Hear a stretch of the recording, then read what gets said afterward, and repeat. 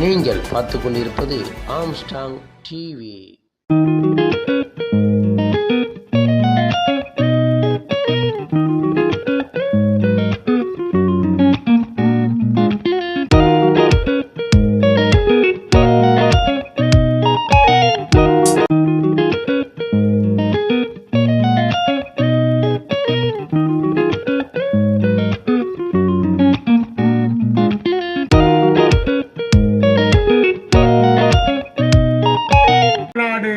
தலைநிமிர்ந்து நிற்கிறது. எனவேதான் இன்று தலைவர் கலைஞர் அவர்கள் மறைந்தாலும் இன்னும் நம்மளோடு வாழ்ந்து கொண்டிருக்கின்ற உணர்வோடு தான் தமிழ்நாடு நினைத்து கொண்டிருக்கிறது. அப்படிப்பட்ட தலைவரை நாம் நினைத்து போற்றி போராட்டி கொண்டிருக்கின்றோம். அவர் மட்டும் இல்லை என்றால் தமிழ்நாடு எப்போது சனாதன பேர்வகத்தில் மாட்டி சிக்கி தவித்திருக்கும். அண்ணா பெரியார் இல்லாத அந்த சூழ்நிலையில் தமிழ்நாட்டில் நாம் நினைப்புதான் நடக்கும் என்று ஆரிய கூட்டம் கங்கணம் கட்டி கொண்டிருக்கிற நேரத்தில் நான் இருக்கிறேன். திருவாரூர் வீதியிலே தமிழ் கோடி ஏந்தி ஓடி வந்து பரணி பாடி வந்த தலைவர் கலைஞர் தான் தமிழ்நாட்டில் ஆதிக்க சக்திகள் வேரூன்றாமல் தமிழன் சூடு சுழலுள்ள தமிழன், தமிழ்நாடு யாருக்கும் அடிமை இல்லை, தமிழ்நாடு யாருக்கும் அடிப்பணியாது என்று ஆட்சி நடத்திய தலைவர் கலைஞர் கழக தலைவர் அண்ணன் மு.க. ஸ்டாலின் மூலமாக வாழ்ந்து கொண்டிருக்கின்றார். ஒரு அரசாங்கம் எப்படி செயல்பட வேண்டும் என்பதற்கு ஒரு உதாரணம் என்று நீங்கள் எடுத்தால், இங்கே இருக்கிற முன்கள மற்றும் தூய்மை பணியாளர்களை பார்த்து ஒரு சில செய்திகளை சொல்லுகிறேன். தூய்மை பணியாளர்கள் என்கிற அந்த வார்த்தை இருக்கிறதே, அந்த வார்த்தையை வடிவமைத்தது இந்த திராவிட மாடல் அரசு. மக்கள் நிர்கதியாக இருக்கிறார்கள். இந்த நாட்டின் அழுக்கை தூய்மைப்படுத்துகிறவருடைய வாழ்க்கை தூய்மை இல்லாமல் இருக்கிறது என்று அவர்களினுடைய குரலை சட்டமன்றத்திலும் மக்கள் மன்றத்திலும் ஒழிப்பதற்காக திராவிட மாடல் முதலமைச்சர் முத்துவேல் கருணாநிதி ஸ்டாலின் தான் இந்தியாவிலேயே தூய்மை பணியாளர்கள் நல வாரியம் என்கிற ஒரு வாரியத்தை தமிழ்நாட்டில் தொடங்கி இருக்கிறார்.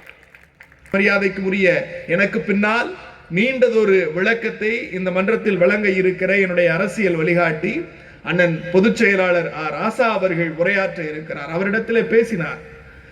என்ன எங்க இருக்கீங்கன்னா, பெரம்பலூர்ல தூய்மை பணியாளர்கள் நலவாரியத்து மீட்டிங்க்கு வந்திருக்கான், எல்லாரையும் நல்லா பாருங்க, எல்லாரும் நம்ம மக்கள், அந்த உணர்வு இருக்குல்ல.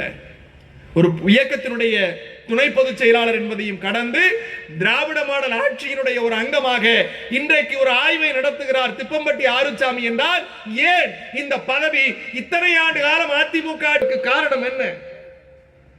To address, உங்கள் குறைகளை பேசுவதற்கு கேட்பதற்கு ஒரு வாரியம் இருக்கிறது. இந்த வாரியம் என்பது சாதாரண வாரியம் அல்ல. இந்த துறையின் ஆதி திராவிட பழங்குடி நலத்துறை அமைச்சர் அதற்கு தலைவர், அதற்கு ஒரு வாரியத்தினுடைய துணை தலைவர். அது மட்டுமல்ல, இந்த ஆட்சி தான் திராவிட மாடலினுடைய நீட்சி என்கிறோமே, முத்தமிழறிஞர் கலைஞர் ஒடுக்கப்பட்ட மக்களுக்கான நலவாரியத்தினுடைய நீட்சி தான் இந்த வாரியம். சரி, ஒரு போராட்டத்தை செய்து கொண்டிருக்கிறார்கள். அதை பற்றி எல்லோரும் வருத்தம் தெரிவித்துக் கொண்டிருந்தார்கள். ஆனால் அரசாங்கம் எது செய்தாலும் அது மக்களின் நலனுக்காக தான் செய்கிறது என்பதை நாம் உணர வேண்டும்.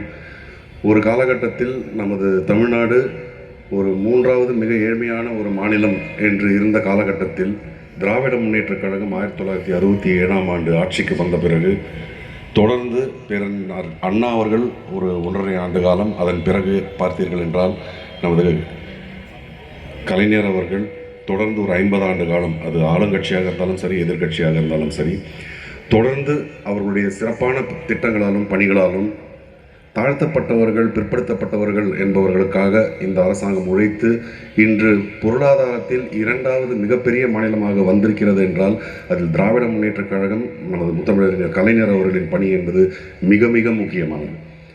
இப்போ நிறைய பேர் சொல்லிக்கிட்டு இருந்தாங்க, அதாவது தூய்மை பணியாளர்களுக்கு எப்படிப்பட்ட நல்ல திட்டங்களை கொண்டு வந்திருக்கிறார்கள் என்றெல்லாம் நமது தமிழர் பிரசன்னா அவர்கள் பேசினார்.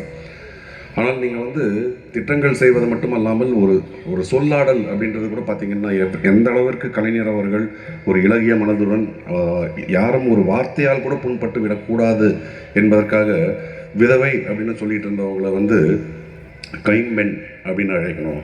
அது நிறைய பேர் சொல்லுவாங்க, விதவை அப்படின்றவங்களுக்கு பொட்டே இல்லாமல் இருக்காங்களே அப்படின்னா கைம்பெண்ணுன்னு எழுதி பாருங்கள் 2 பொட்டு வரும் அப்படின்னு சொல்லி அந்த பெயர் மாற்றம் அப்படின்றது. அதே மாதிரி உடல் ஊனமுற்றோர் அப்படின்னா ஊனமுற்றோர்ன்ற வார்த்தை எந்த அளவிற்கு அவர்களை காயப்படுத்தும் என்பதை உணர்ந்து அதற்கு மாற்றாக மாற்றுத்திறனாளிகள் அப்படின்றது ஒரு பெயரை அவர்களுக்கு சூட்டியவர் நமது முத்தமிழர் கலைஞர். திருநங்கையர் திருநம்பியர் என்று ஒரு மதிப்பிற்குரிய விதமாக நிறைய பேர் சொல்லுவாங்க, அரசியலில் இருப்பவர்கள் வாக்குகளுக்காக என்று அவர்கள் ஏதாவது மக்களை ஏமாத்துறதுக்காக செய்வாங்க அப்படின்றது. ஆனால் நீங்கள் நினைத்து பார்த்தால் மாற்றுத்திறனாளிகள் திருநங்கையர் திருநம்பையர் அப்படின்றதெல்லாம் ரொம்ப சொற்பமான ஆட்கள் தான் இருப்பாங்க. இவர்களோட வாக்குகளை எல்லாம் வாங்கி ஒரு ஆட்சி அப்படின்றது அமைக்க முடியாது. இருந்தாலும் இவர்களை பற்றியும் நாங்கள் சிந்திக்கிறோம் அப்படின்ற ஒரு எண்ணத்தில் தான் இதை போன்று செய்யப்பட்டது. அதே போல் கலைஞர் அவர்கள் பெண்களுக்காக என்று கொண்டு வந்த திட்டங்கள் அப்படின்றத பற்றி நான் சொல்ல தேவையில்லை, இங்கே இருக்கிற பலருக்கு தெரியும். அதாவது உங்களுடைய சொத்தில் சமபங்கு உங்களுக்கு தேவையானது உங்களுடைய உரிமை என்பதை பெற்று தந்தவர் அவர். பெண்களுக்காக என்று பல திட்டங்களை செய்து இருந்தார். அதை தொடர்ந்து நமது முத்தமிழறிஞர் கலைஞர் அவர்களின் வழியில் நமது தலைவர் தளபதி அவர்கள் முதலமைச்சரான பின்பு பெண்களுக்காக என்று கொண்டு வந்த திட்டங்கள் நான் சொல்ல தேவையில்லை, உங்களுக்கே அனைத்தும் தெரியும். பெற்று வருகிறது. இன்றைக்கு இருக்கக்கூடிய மெட்ரோ வாட்டரின் பணியாளர்கள் நிறைய பேர் இங்கே முன் வரிசையில் அமர்ந்திருக்கிறீங்க. ஒரு காலகட்டத்தில் மெட்ரோ பணியாளர்கள் அந்த ட்ரைனேஜில் தன்னுடைய கைகள் மூலயமா உள்ளே இறங்கி அந்த தூய்மை பண்ணும் பணிகளில் ஈடுபட்டிருந்தீங்க. ஆனால் அதை முற்றிலுமாக மாற்றியவர் நம்முடைய முத்தமிழறிஞர் கலைஞர் ஐயா அவர்கள். இன்றைக்கு அதை தொடர்ச்சியாக அவருடைய வழியில் திராவிட மாடல் ஆட்சி நடத்தி வரும் நம் மாண்புமிகு முதலமைச்சர் அவர்கள் தூய்மை பணியாளர்களுக்கு என்று தனித்துவமான நல வாரியத்தை அமைத்து அதன் மூலியமாக பல்வேறு நல திட்டங்களை இன்றைக்கு தமிழகத்தில் செய்யப்பட்டு வருகிறார்கள். இன்றைக்கு அளவிற்கு பெண்களுக்கான திட்டமாக இருந்தாலும் சரி, சுய உதவி குழுக்களுக்கான திட்டமாக இருந்தாலும் சரி, கல்வி முடித்த பிறகு வேலைக்கு செல்லக்கூடியவர்களுக்கான திட்டங்களாக இருந்தாலும் சரி, இப்படி ஒவ்வொரு தரப்பு மக்களுக்கும் திட்டங்களை சிறப்பாக செய்து இன்றைக்கு திராவிட மாடலை ஆட்சியை நடத்தி வருகிறார் நம்முடைய மாண்புமிகு முதலமைச்சர் அவர்கள். இப்பேற்பட்ட சிறப்பு நிகழ்ச்சிக்கு வருகை தந்த சிறப்பித்த அனைவரையும் வருக வருக என்று வரவேற்று மீண்டும் ஒரு முறை கழக துணை பொதுச் செயலாளரான ராசா அவர்களை நிகழ்ச்சிக்கு வருகை தந்து சிறப்பித்தமைக்காக என்னுடைய அன்பான வரவேற்பையும் நன்றியையும் தெரிவித்துக் கொள்கிறேன். நன்றி. ஓய்வதில்லை என்கின்ற அந்த தலைப்பின் காரணமாக நீங்கள் உங்கள் உரிமைக்காக போராடுகிறீர்கள், அந்த உரிமையை பெற்றுத்தர வேண்டும் என்கின்ற உணர்வோடு உங்களுக்காக பணியாற்றிய காரணத்தினால் அவர் காலதாமதமாக வந்திருக்கிறார். குறிப்பிட்டு சொல்ல விரும்புகிறேன், மறைந்த கம்யூனிஸ்ட் கட்சியினுடைய சட்டமன்ற உறுப்பினர் ரமணியாக இருந்தாலும், கம்யூனிஸ்ட் கட்சியினுடைய ரமணியாக இருந்தாலும், மணலி கந்தசாமி அவர்களாக இருந்தாலும், கலைஞரிடத்திலே போய் உரிமையை கேட்டால் அவர் சொல்லுவாராம், பெரியாரை சந்தித்திருக்காவிட்டால் நானே ஒரு கம்யூனிஸ்ட் தான். நீங்கள் கேட்கிறீர்கள், நான் கம்யூனிஸ்டாக இருக்கிற காரணத்தினால் நீங்கள் கொடுக்கின்ற 10 கோரிக்கையில் ஒரு 5ஐயாவது நிறைவேற்ற வேண்டும் என்று விரும்புகிறவன், மீதி எஞ்சியிருக்கிற 5ஐ படிப்படியாக நிறைவேற்ற முடியுமா என்று யோசிக்கிறவன். ஆனால் உங்களுக்கு சொல்லுகிறேன், இந்த அரசு நீங்கள் கேட்டு கெஞ்சி என்னிடத்திலே வாங்கியதாக இருக்கக்கூடாது. அது கம்யூனிசத்திற்கு அழகல்ல. ஏனென்றால் நீங்கள் போராட வேண்டும்.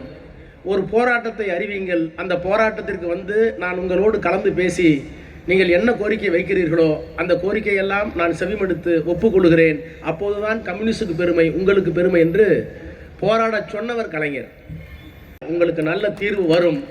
அந்த தீர்வினை நோக்கி மாண்புமிகு அண்ணன் KN நேரு அவர்களும் அருமை சகோதரர் சேகர் பாபு அவர்களும் இன்றைக்கு எடுத்திருக்கிற முயற்சி இந்த இரவே முடிவுக்கு உங்களுக்கு நல்ல செய்தி வரும் என்று நாங்கள் நம்புகிறோம். நீங்களும் நம்புகிறீர்கள் என்று நான் நம்புகிறேன். எனக்கு முன்னாலே உரையாற்றிய நம்முடைய சட்டப்பேரவை உறுப்பினராக இருந்தாலும், நம்முடைய நாடாளுமன்ற உறுப்பினராக இருந்தாலும், தமிழன் பிரசன்னமாக இருந்தாலும், உங்களுக்கு கலைஞர் காலத்தில் இப்போது இருக்கின்ற மாண்புமிகு முதலமைச்சர் முத்துவேல் கருணாநிதி ஸ்டாலின் என்கின்ற அந்த மாமனிதர் இருக்கின்ற காலத்தில் எப்படிப்பட்ட நலத்திட்டங்களை பணிகளை எல்லாம் செய்தார் என்று இங்கே பட்டியலிட்டார்கள். என்றாலும் அந்த அரசியலுக்கு தலைமை தாங்குகின்ற தலைவர் என்றாலும் வாக்கு வங்கி அரசியல், ஓட் பேங்க் பாலிட்டிக்ஸ் என்று சொல்லுகின்ற வாக்கு வங்கி அரசியலில் எதை செய்தால் அடுத்து ஆட்சி அமைக்கக்கூடிய அளவுக்கு வாக்குகளை பெற முடியும், என்று எண்ணி பார்த்து அந்த வாக்கு வங்கி அரசியலைத்தான் சாதாரண தலைவர்கள் செய்வார்கள். அவர் மிக எளிமையாக எல்லா திட்டங்களையும் அடிக்கினார். அதற்கு பின்னாலே போனால் மிகப்பெரிய வரலாற்று கோவையெல்லாம் இருக்கும். நான் இன்னும் கூட சொல்லுவேன். அவர் சொன்னார் பெண்களுக்கு சொத்திலே சமபங்கு என்று சொன்னார். இதே சட்டத்தை தமிழ்நாட்டில் ஒரு அரசியல் கட்சி நாங்கள் ஆட்சிக்கு வந்தால் பெண்களுக்கு சம உரிமை சொத்திலே தருவோம் என்று சொன்னால் ஒரு கணிசமான பகுதி ஆண்கள் வாக்களிக்க மாட்டார்கள்.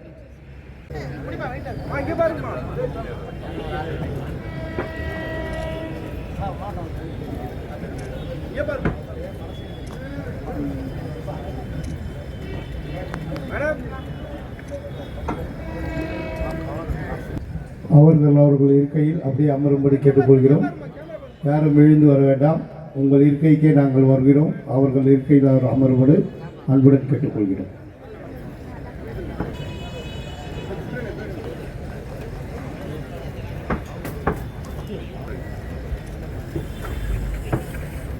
உங்கள் அன்புடன் கேட்டுக்கொள்கிறோம்.